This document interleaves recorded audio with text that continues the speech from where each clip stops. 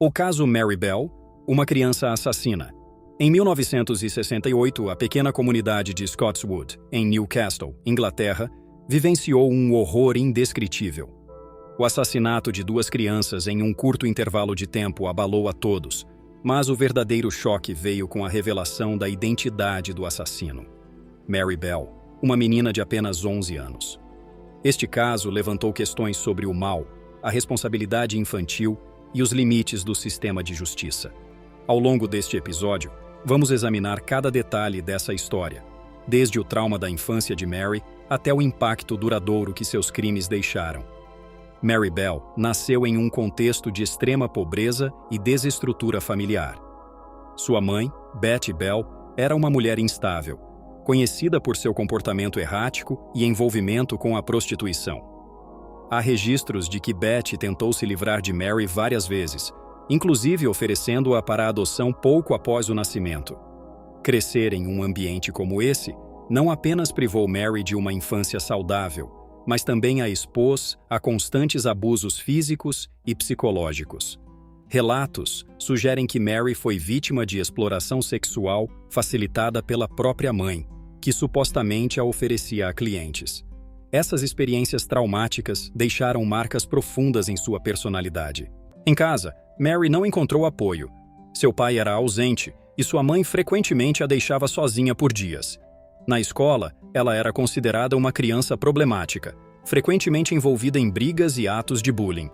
Esse isolamento social e emocional foi moldando uma mente cada vez mais desconectada da realidade, insensível ao sofrimento alheio. O primeiro assassinato ocorreu em 25 de maio de 1968. Martin Brown, de 4 anos, foi encontrado morto em uma casa abandonada. Sua causa de morte inicialmente foi atribuída a um acidente, pois não havia sinais claros de violência.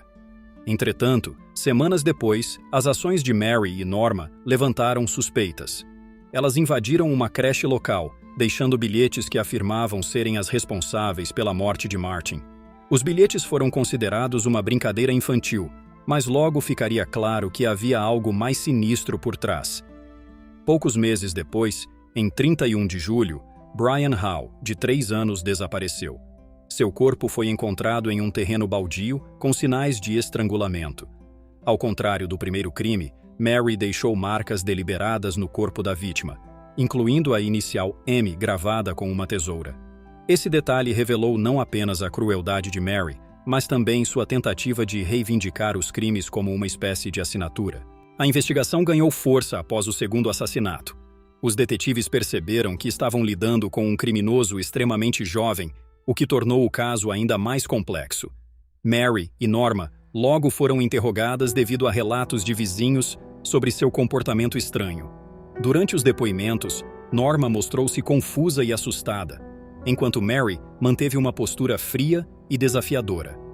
Em um momento crítico, ela revelou informações que apenas o assassino poderia saber, como o fato de que Brian Howe havia sido mutilado com uma tesoura. Isso levou à sua prisão em 7 de agosto de 1968, junto com Norma, acusada de cumplicidade. O julgamento de Mary Bell começou em 5 de dezembro de 1968 e durou 9 dias. O tribunal estava lotado, refletindo o interesse público e o choque causado pelo caso. A defesa tentou provar que Mary sofria de um transtorno mental que limitava sua capacidade de compreender a gravidade de seus atos. Psiquiatras diagnosticaram-na com psicopatia infantil, caracterizada pela ausência de remorso e uma falta alarmante de empatia.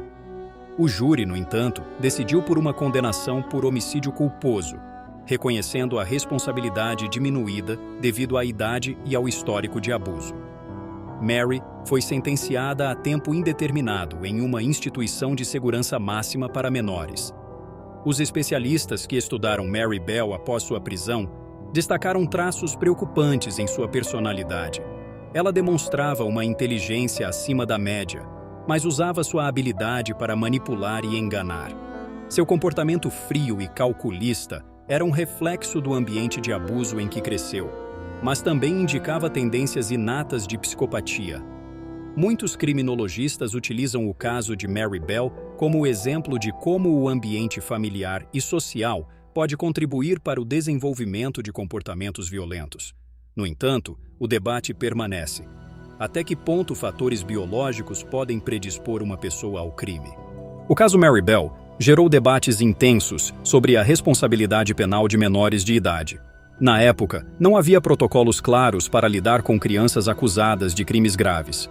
O julgamento levou a mudanças significativas nas políticas de proteção infantil e no tratamento legal de jovens infratores. Além disso, o caso expôs as falhas do sistema de assistência social, que não conseguiu identificar e intervir nos sinais de alerta na vida de Mary. Isso resultou em uma revisão das práticas de monitoramento de crianças em situações de risco. Após cumprir 12 anos de detenção, Mary foi libertada em 1980 sob uma nova identidade. Ela tentou reconstruir sua vida, mas a mídia e o público continuaram a persegui-la. Em 1998, um jornal britânico revelou sua localização, colocando-a e sua filha em risco. Como resultado, a justiça concedeu-lhe anonimato vitalício, protegendo sua identidade e a de sua filha. Essa decisão gerou controvérsia. Muitos questionaram se uma assassina infantil deveria ter o direito de viver em anonimato, enquanto as famílias das vítimas ainda lidavam com o trauma. O caso Mary Bell é um lembrete sombrio de como o ambiente, a negligência e a violência podem moldar uma mente jovem. Ele desafia nossa compreensão sobre o mal e a inocência, forçando-nos a refletir sobre os limites da justiça e da reabilitação. Mary Bell nunca será esquecida, não apenas pelos seus crimes, mas pelas questões profundas que seu caso levantou e que ainda ressoam na sociedade. O caso Mary Bell teve implicações de longo alcance na forma como a justiça e a psicologia abordam o comportamento criminal em crianças. Ele destacou lacunas significativas no sistema de proteção infantil da época, que não conseguiu identificar e intervir nos sinais de abuso e negligência que Mary enfrentava. Essas falhas impulsionaram reformas em políticas sociais e educacionais, especialmente no que diz respeito à identificação de crianças em risco. No campo jurídico, o caso provocou mudanças nas abordagens para julgar menores infratores. Antes de Mary Bell, o sistema legal britânico não estava preparado para lidar com crianças acusadas de crimes graves. Seu julgamento tornou-se um marco para a criação de diretrizes mais claras sobre como tratar esses casos, incluindo a necessidade de avaliações psicológicas detalhadas e adaptações nos procedimentos judiciais para menores. Na psicologia infantil, o caso se tornou objeto de estudo em várias pesquisas sobre psicopatia precoce e os efeitos do trauma infantil. Psicólogos passaram a observar comportamentos violentos em crianças sob uma ótica mais investigativa, diferenciando traços patológicos de respostas ambientais. Muitos estudiosos usaram o caso para argumentar que o ambiente familiar e social desempenha um papel crucial no desenvolvimento moral e emocional das crianças. Obrigado por assistir. Se você gostou do conteúdo, não se esqueça de curtir, comentar e se inscrever no canal.